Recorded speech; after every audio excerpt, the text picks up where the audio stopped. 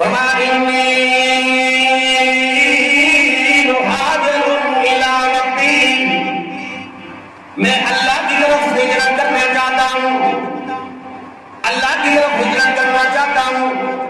اہل و عیال کو چھوڑ دیا، قوم قبیلے کو چھوڑ دیا، دنیا کے نفع نقصان کو کی پرواہ نہیں کی، اپنی جان تک بھی نذرانہ پیش کرنے کے لیے تیار ہو گئے۔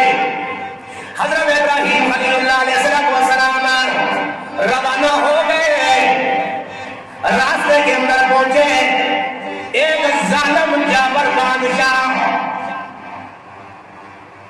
حضرت سارہ رضی اللہ تعالیٰ عنہ، حضرت ابراہیم علیہ السلام کی اہلیہ صاحبہ،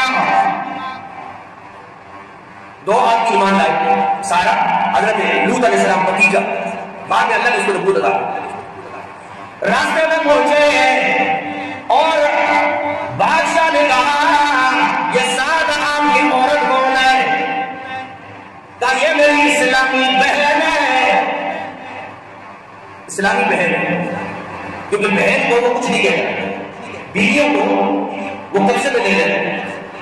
حضرت سارہ کی طرف ہاتھ بڑھایا، گناہ کی طرف، گناہ کے ارادے سے اللہ نے زمین میں دھسا دیا، پھر توبہ کی، استغفار کی، پھر باہر نکل آیا، پھر ہاتھ بڑھایا گناہ کے ارادے سے، پھر زمین میں دھسا دیا گیا۔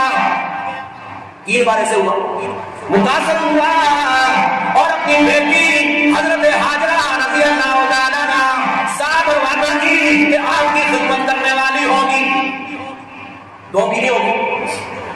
لیکن حضرت ابراہیم علیہ السلام اللہ سے دعا کر رہے ہیں، رب ہب لی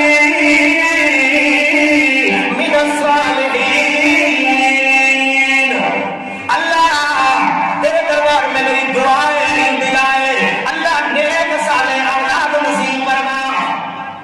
مانگ رہے اللہ کہ انما ولم اکن بدعائک رب شقیا۔